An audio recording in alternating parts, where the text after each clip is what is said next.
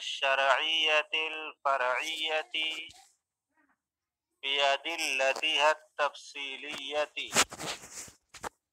العلم بالأحكام الشرعية الفرعية، احکام شرعیہ فرعیہ کو جاننا، بأدلتها التفصیلیت، ان کے تفصیلی دلائل سے.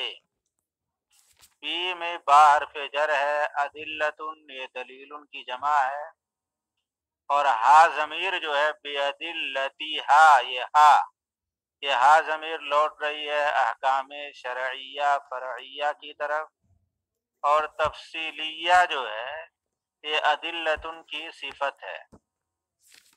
ترجمہ دیکھیے، العلم بالاحکام الشرعیۃ الفرعیۃ، احکام شرعیہ فرعیہ کو جاننا، بأدلتها التفصیلیۃ، ان کے تفصیلی دلائل سے.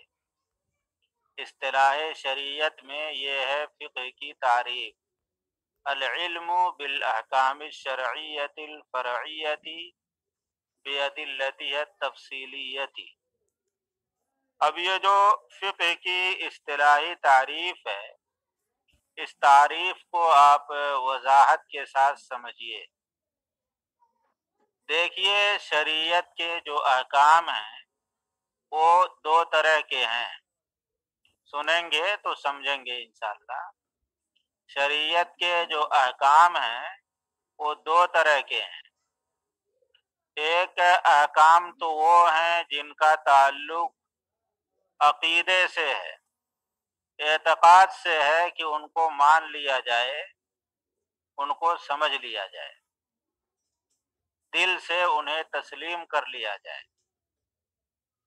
جیسے مثال کے طور پر اللہ ایک ہے، یہ شریعت کا ایک حکم ہے، اس کا تعلق دل سے ہے کہ آپ مان لیں دل سے کہ اللہ ایک ہے.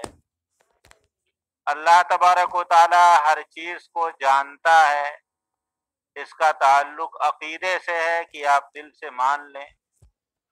اللہ تبارک و تعالی ہر چیز کو سنتا ہے، اللہ تبارک و تعالی ہر چیز پر قادر ہے، اسی نے ہر ایک کو پیدا کیا ہے، وہی سب کو روزی دے رہا ہے، وہی بارش برساتا ہے، وہی پیدا کرتا ہے، وہی موت دیتا ہے، اسی کے قبضے قدرت میں ہر چیز ہے. ان سب چیزوں کا تعلق عقیدے سے ہے کہ آپ دل سے مان لیں، انہیں سچ تسلیم کر لیں. جنت ہے فرما بردار بندوں کے لیے، جہنم ہے، پل صراط ہے، عذاب قبر ہے. ان سب چیزوں کو آپ دل سے مان لیں، ان سب چیزوں کا تعلق عقیدے سے ہے. یہ ہیں احکام شرعیہ اصلیہ، یاد رکھیے گا. جن احکام کا تعلق عقیدے سے ہے، دل سے ہے، کہ انہیں دل سے مان لیا جائے، ان احکام کو احکام شرعیہ اصلیہ کہتے ہیں. اصلن سے بنا ہے، جس کے معنی جڑ کے آتے ہیں، اسی سے بنا ہے اصلیہ. اور شریعت کے کچھ احکام وہ ہیں جن کا تعلق کرنے سے ہے، عمل سے ہے. جیسے مثال کے طور پر نماز پڑھنا، روزہ رکھنا، حج کرنا، زکوٰۃ دینا، سچ بولنا، ان سب چیزوں کا تعلق عمل سے ہے، عمل کرنا ہے. ایسے جو احکام ہیں اس طرح کے جن کا تعلق عمل سے ہے، ان کو احکام شرعیہ فرعیہ کہا جاتا ہے. یہ فرعیہ جو ہے فرعن سے بنا ہے، فرعن، جس کے معنی شاخ کے آتے ہیں. درخت کی جو ڈال ہوتی ہے اسی کو شاخ کہتے ہیں، عربی میں اس کو فرعن کہتے ہیں، جس کی جمع فروع آتی ہے. تو اسی فرعن سے بنا ہے فرعیہ. اب آپ ایک چیز اور سمجھ لیں، جن احکام کا تعلق عقیدے سے ہے ان کو احکام شرعیہ اصلیہ کہا جاتا ہے. اور جن احکام کا تعلق عمل سے ہے ان کو احکام شرعیہ فرعیہ کہا جاتا ہے۔ ایسا کیوں ہے؟ غور کریں گے تو سمجھ جائیں گے۔ ایسا اس لیے ہے کہ اصل کے معنی جڑ کے آتے ہیں اور فرع کے معنی شاخ کے آتے ہیں۔ شریعت کے جن احکام کا تعلق عمل سے ہے وہ شاخ ہیں ان احکام کی جن کا تعلق دل سے ہے، عقیدے سے ہے۔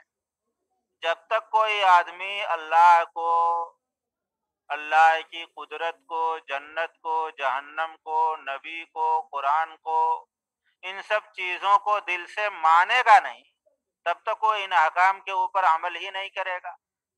اور جب ان کو پہلے مان لے گا تو پھر اس سے شاخیں پھوٹیں گی اور وہ عمل شروع کرے گا، نماز پڑھے گا، روزہ رکھے گا۔ تو اس لیے جن احکام کا تعلق دل سے ہے، عقیدے سے ہے، ان کو احکام شرعیہ اصلیہ کہا جاتا ہے، اور جن احکام کا تعلق عمل سے ہے، کرنے سے ہے، ان کو احکام شرعیہ فرعیہ کہا جاتا ہے۔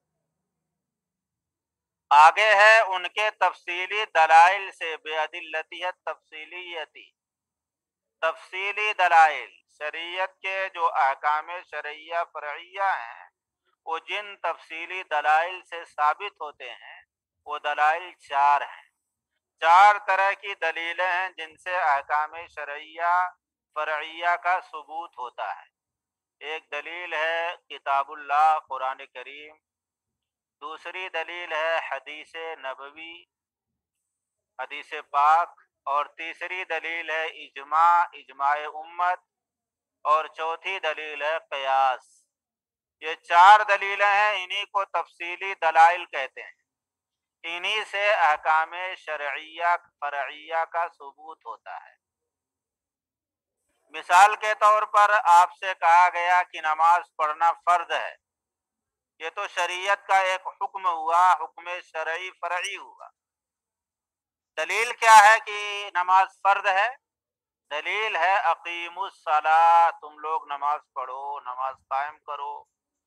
تو اب نماز پڑھنا ضروری ہے، اس کو ہم نے اس کے تفصیلی دلیل اقیموا الصلاۃ سے جان لیا۔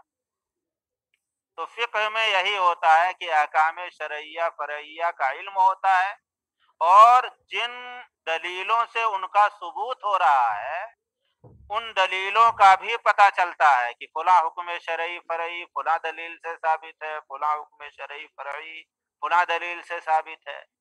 تو اسی لیے فقہ کی اصطلاحی تعریف کی جاتی ہے احکام شرعیہ فرعیہ کو ان کے تفصیلی دلائل سے جاننا۔ اس کو فقہ کہا جاتا ہے اصطلاح شریعت میں۔ سمجھ میں آ گئی بات؟ فقہ کی لغوی اور اصطلاحی تعریف سمجھ گئے؟ فقہ کا موضوع کیا ہے؟ موضوع دیکھیے، کسی بھی فن کا موضوع وہ کہلاتا ہے جس چیز سے اس فن کے اندر بحث کی جائے۔ کسی بھی فن کے اندر جس چیز سے بحث کی جاتی ہے اس کو اس فن کا موضوع کہا جاتا ہے۔ جیسے مثال کے طور پر ایک واضح سی مثال میں دیتا ہوں تاکہ آپ کو بات سمجھ میں آئے۔ آپ تقریر کرتے ہیں تو کہتے ہیں کہ میری تقریر کا عنوان ہے نماز۔ اب پوری تقریر کے اندر چونکہ آپ نے کہہ دیا کہ میری تقریر کا عنوان نماز ہے، میری تقریر کا موضوع نماز ہے، تو اب پوری تقریر میں آپ کی جو بحث ہوگی وہ نماز ہی سے ہوگی۔ موضوع ہو گیا نا، آپ نے اس کو موضوع کہہ دیا، تو اب پوری تقریر کے اندر نماز ہی سے بحث ہوگی۔ جس چیز سے بحث ہوتی ہے اسی کو موضوع کہتے ہیں، اسی کو عنوان کہتے ہیں۔ آپ نے کہا کہ میری تقریر کا عنوان ہے زکوٰۃ، تو اب آپ کی پوری تقریر میں جو بحث ہوگی وہ زکوٰۃ ہی کی بحث ہوگی، کیونکہ آپ نے اس کو عنوان بنایا ہے، موضوع بنایا ہے، اور موضوع عنوان اسی کو کہتے ہیں جس سے بحث ہو۔ جیسے آپ نے پڑھا کہ نحو کا موضوع کلمہ ہے اور کلام ہے، یاد ہوگا آپ کو یہ چیز آپ نے پڑھا ہے کہ نحو کا موضوع کیا ہے؟ کلمہ اور کلام ہے۔ کیوں؟ اس لیے کہ نحو کے اندر جو بھی بحث آتی ہے اس کا تعلق یا تو کلمہ سے ہوتا ہے یا پھر کلام سے ہوتا ہے۔ پورے نحو کے اندر کلمہ اور کلام ہی سے بحث کی جاتی ہے. جیسے آپ کو میں اس کی تفصیل بتا رہا ہوں. آپ پڑھتے ہیں شروع ہی میں آتا ہے کلمے کی تعریف آتی ہے، پھر جو ہے کلمے کی قسمیں آتی ہیں کہ کلمے کی 3 قسمیں ہیں، اسم، فعل، حرف. پھر اس کے بعد معرب اور مبنی آتا ہے. ظاہر سی بات ہے معرب اور مبنی اسم ہی کی قسمیں ہیں اور اسم کلمہ ہی ہے. پھر معرب مبنی کے بعد منصرف غیر منصرف آپ پڑھتے ہیں. منصرف غیر منصرف معرب کی قسمیں ہیں اور معرب اسم ہے اور کلمہ ہے. فاعل پڑھتے ہیں، مفعول پڑھتے ہیں، حال پڑھتے ہیں، ذوالحال پڑھتے ہیں، تمیز پڑھتے ہیں. یہ سب کیا ہے؟ سب اسم ہیں اور کلمہ ہے، سب کلمہ ہے. تو نحو کے اندر چونکہ بحث کلمہ اور کلام سے ہوتی ہے، اسی لیے نحو کا موضوع کلمہ اور کلام کو کہا جاتا ہے. تو فقہ کا موضوع کیا ہے؟ فقہ میں کس چیز سے بحث ہوتی ہے؟ مکلف انسان کے احوال. مکلف انسان کے احوال فقہ کا موضوع ہیں کہ مکلف انسان کو کیا کرنا ہے، کیا نہیں کرنا ہے، جو کام کرنا ہے اس کو کس طرح کرنا ہے، کیا کیا اس کے حدود ہیں اور کیا کیا جو ہے اس کے طریقے ہیں. یہ ساری بحثیں جو نحو میں آتے وہ فقہ میں آتی ہیں. نماز کی بحث، روزے کی بحث، وضو کی بحث، پاکی ناپاکی کی بحث اور تمام چیزیں جو آتی ہیں ان کا تعلق مکلف انسان کے احوال ہی سے ہوتا ہے. اس لیے مکلف انسان کے احوال فقہ کا موضوع ہے. فقہ کی غرض و غایت کیا ہے؟ غرض و غایت کہتے ہیں جس مقصد کے لیے کوئی کام کیا جاتا ہے اسی کو غرض و غایت کہتے ہیں. اسی کو غرض و غایت کہتے ہیں. بعض لوگ تھوڑا سا فرق کرتے ہیں، غرض اور غایت میں فرق کرتے ہیں. کہتے ہیں غرض تو اس کو کہتے ہیں جس کے لیے کوئی کام کیا جاتا ہے، اس کو غرض کہتے ہیں. اور وہ مقصد جب حاصل ہو جاتا ہے تو اس کو غایت کہتے ہیں. مثال سے بات سمجھ میں آتی ہے. جیسے آپ کے دل میں آیا کہ مجھے ایک قلم لینا ہے، مجھے ایک قلم کی ضرورت ہے. اب آپ جو ہے اگر جامعہ میں ہیں تو جامعہ سے نکلے چوک کی طرف. اب آپ چل رہے ہیں، ایک کام کر رہے ہیں کہ آپ چل رہے ہیں چوک کی طرف. غرض کیا ہے؟ قلم خریدنا. یہ غرض ہے. اسی قلم خریدنے کے لیے آپ کا یہ کام ہو رہا ہے چلنا. اب دکان پر آپ پہنچے اور آپ نے قلم خرید لیا، یہ ہو گئی غایت. وہ مقصد حاصل کر لیا آپ نے تو اس کو غایت کہتے ہیں. تو فقہ کی غرض و غایت کیا ہے؟ فقہ کی غرض و غایت ہے الفوز بسعادت الدارین بالعمل علی موجباتہ. فقہ کی جو چیزیں ہیں، فقہ میں جو بحثیں ہیں، ان کے اوپر عمل کر کے دونوں جہان کی کامیابی حاصل کرنا، یہ ہے فقہ کی غرض و غایت. فقہ جو آدمی پڑھتا ہے وہ اسی مقصد سے پڑھتا ہے تاکہ میں احکام شریعت کو جانوں اور ان پر عمل کروں اور ان پر عمل کر کے دونوں جہان کی کامیابی حاصل کروں. تو یہ ہے فقہ کی غرض و غایت الفوز بسعادت الدارین، سعادت دارین حاصل کرنا. فقہ کی لغوی تعریف ہو گئی، اصطلاحی تعریف ہو گئی، فقہ کا موضوع ہو گیا، فقہ کی غرض و غایت ہو گئی. سمجھ میں آیا جی؟ ہاتھ اٹھائیے. ہاں ہاتھ اٹھائیے، یا محنت لگ رہی ہے ہاتھ اٹھانے میں بھی؟ اب دیکھیے جمعرات کے سبق میں جو ہے بات آئی تھی کہ بے کی حکم کے اعتبار سے 5 قسمیں ہیں. ایک بے ہے بے نافذ، ایک بے ہے بے موقوف، ایک بے ہے بے مکروہ، ایک بے ہے بے فاسد اور ایک بے ہے بے باطل. حکم کے اعتبار سے بے کی یہ 5 قسمیں ہیں. ان کی وضاحت بھی میں نے بتایا تھا کہ بے نافذ کا مطلب یہ ہے کہ جس میں کوئی خرابی نہیں ہے اور شریعت نے اس کو معتبر مان لیا. ایسی بے کو بے نافذ کہتے ہیں، نافذ ہو گئی۔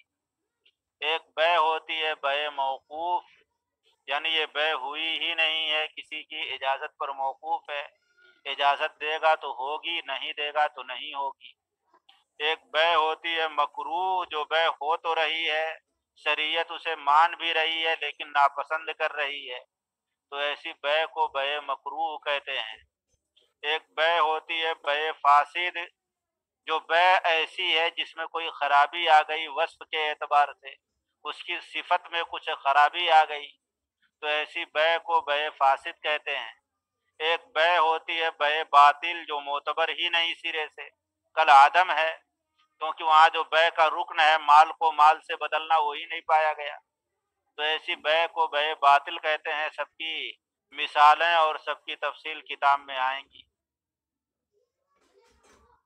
بے کی اور بھی قسمیں ہیں الگ الگ اعتبار سے، جیسے حکم کے اعتبار سے 5 قسمیں ہیں، اور مبیع کے اعتبار سے بے کی 4 قسمیں ہیں۔ غور کیجئے گا میری بات پر، مبیع کے اعتبار سے بے کی 4 قسمیں ہیں۔ مبیع کسے کہتے ہیں؟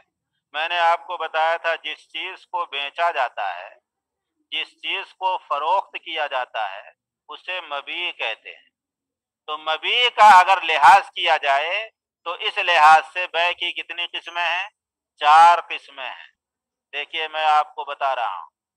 ایک بے ہے بے مقایضہ، میم پیش مو، قاف الف زبر قا بڑا قاف، یا واد اور گول تا، بے مقایضہ۔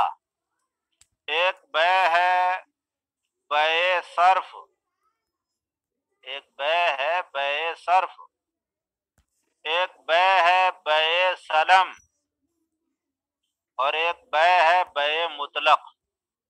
مبیع کے اعتبار سے یہ 4 قسمیں ہیں: بے مقایضہ، بے صرف، بے سلم اور بے مطلق۔ بے مقایضہ کسے کہتے ہیں؟ بے مقایضہ کہتے ہیں بیع العینی بالعینی، ایک سامان کو دوسرے سامان سے بیچنا۔ یہاں مبیع جو ہے سامان ہے، تو اس کو بے مقایضہ کہتے ہیں۔ سامان دے کر کے سامان لے رہے ہیں تو اس کو بے مقایضہ کہتے ہیں۔ جیسے مثال کے طور پر آپ کے ہاں گیہوں ہے، چاول نہیں ہے، اور دوسرے کسان کے پاس چاول ہے، اس کے پاس گیہوں نہیں ہے، تو اس نے یہ کہا کہ مجھ سے تم 2 کنٹل جو ہے چاول لے لو، اور مجھ کو تم جو ہے گیہوں دے دو اس کے حساب سے، 2 کنٹل چاول کے حساب سے جتنا گیہوں ہو اتنا گیہوں دے دو، تو مجھے میرے پاس گیہوں ہو جائے گا اور تمہارے پاس چاول ہو جائے گا۔ تو یہاں دیکھیے سامان کو سامان سے بیچا جا رہا ہے، اس کو بے مقایضہ کہتے ہیں۔ آپ نے اپنی ٹوپی دے کر کے کسی کی گھڑی لے لی، دونوں رضامندی سے کر رہے ہیں مال کا تبادلہ، وہ بھی راضی ہے کہ گھڑی دے کر کے آپ کی ٹوپی لے لے، آپ بھی راضی ہیں کہ ٹوپی دے کر کے گھڑی لے لیں، تو یہاں سامان کا تبادلہ سامان سے ہو رہا ہے۔ ایسی بے کو بے مقایضہ کہتے ہیں۔ ایک بے ہوتی ہے جس کو بے صرف کہتے ہیں، جس میں ثمن کا تبادلہ ثمن سے ہوتا ہے۔ بیع الدینی بالدینی ہوتا ہے، بیع الثمنی بالثمنی ہوتا ہے۔ سونے کو دے کر کے سونا لیا جاتا ہے، یا چاندی کو دے کر کے چاندی لی جاتی ہے، یا روپیہ دے کر کے روپیہ لیا جاتا ہے، یا سونا دے کر کے چاندی لی جاتی ہے۔ نہیں سمجھ رہے ہیں؟ تو یہ سب ثمن ہے نا، دین ہے۔ تو اس بے کو بے صرف کہتے ہیں، جس میں دین کو دے کر کے دین لیا جائے یا ثمن دے کر کے ثمن لیا جائے۔ اور تیسری قسم ہے بے سلم، جس میں مبیع تو ادھار ہوتی ہے، جو چیز بیچی جا رہی ہے وہ ادھار ہے، لیکن ثمن جو ہے نقد ہے، ثمن فوراً دیا جا رہا ہے، تو یہاں مبیع ادھار ہے۔ جیسے گاؤں میں ہوتا ہے، کسان لوگ یہ کرتے ہیں کہ جو لوگ غلہ خریدتے ہیں ان سے پہلے ہی پیسہ لے لیتے ہیں کہ آپ ہم کو اتنا پیسہ دے دیجئے، جب غلہ پیدا ہوگا تو اتنے پیسے کا ہم آپ کو اتنا غلہ دے دیں گے۔ تو یہاں دیکھیے پیسہ تو نقد لے لیا، لیکن سامان دے گا جب غلہ پیدا ہوگا تب۔ تو یہاں جو مبیع ہے وہ مبیع ادھار ہے، نقد نہیں ہے۔ ایسی جو بے ہوتی ہے اس بے کو بے سلم کہتے ہیں۔ اور ایک بے ہوتی ہے بے مطلق، بے مطلق وہی ہے جو ہم لوگ کرتے ہیں، سامان لیتے ہیں پیسہ دیتے ہیں، اس کو کہتے ہیں بیع العین بالدین۔ ہم نے عین خریدا، قلم لیا اور ہم نے اس کو پیسے دیے، ہم نے سیب خریدا اس کو پیسے دیے، ایسی بے کو بے مطلق کہتے ہیں۔ تو مبیع کے اعتبار سے یہ چار قسمیں ہوئیں، بے مقاعدہ، بے صرف، بے سلم اور بے مطلق۔ ثمن کے اعتبار سے بھی بے کی چار قسمیں ہیں، ثمن کے اعتبار سے بے کی چار قسمیں ہیں۔ اگر قیمت کا لحاظ کیا جائے تو چار صورتیں نکلتی ہیں۔ ایک بے ہوتی ہے بے مرابحہ، ثمن کے اعتبار سے، رابحہ یرابح مرابحتن، جس کے معنی ہے نفع حاصل کرنا۔ ایک بے ہوتی ہے بے تولیہ، واللہ یولی تولیتن، ذمہ دار بنانا۔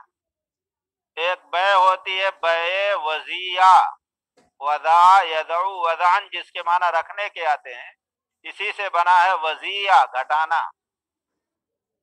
اور ایک بے ہوتی ہے بے مساومہ، ساومہ یساوم مساومتن کے معنی آتے ہیں مول بھاؤ کرنا۔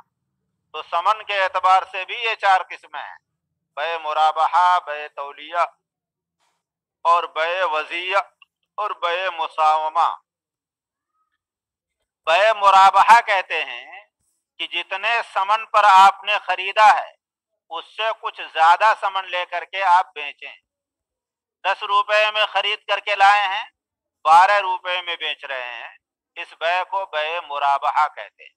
یعنی جتنا آپ کو پڑا ہے اس سے زیادہ نفع لے کر کے آپ بیچ رہے ہیں۔ تو ایسی بے کو جس میں اس طرح کا ثمن ہو کہ جو ثمن آپ نے دیا ہے اس سے کچھ زیادہ لے رہے ہیں، ایسی بے کو بے مرابحہ کہتے ہیں۔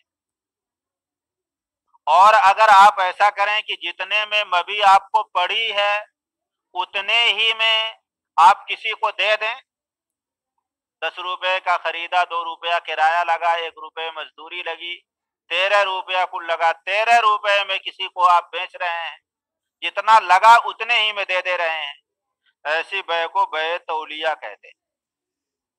اور ایک بے ہے بے وضیعہ، ثمن کے اعتبار سے کہ جتنے میں آپ نے خریدا ہے اتنے میں نہیں دے رہے ہیں بلکہ اس سے بھی کم میں دے رہے ہیں، گھاٹا سہ رہے ہیں، تو ایسی بے کو بے وضیعہ کہتے ہیں۔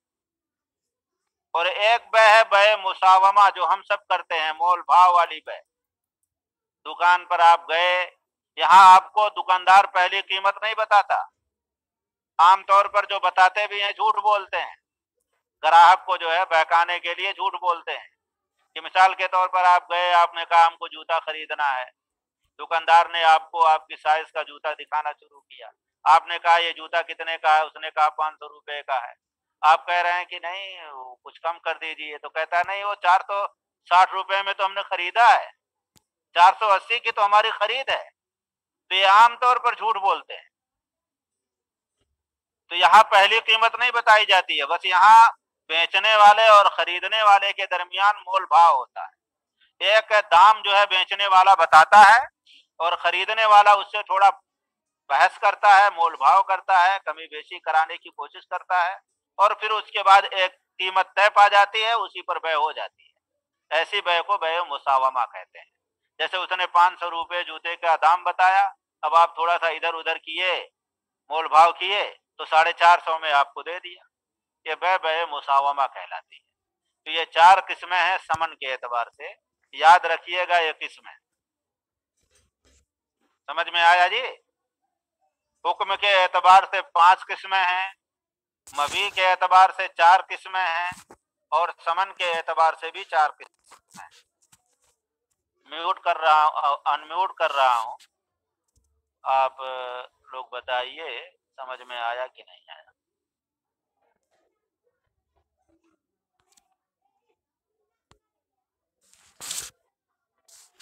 جی اب آپ لوگ انمیوٹ ہو سکتے ہیں۔ سبق سمجھ میں آیا؟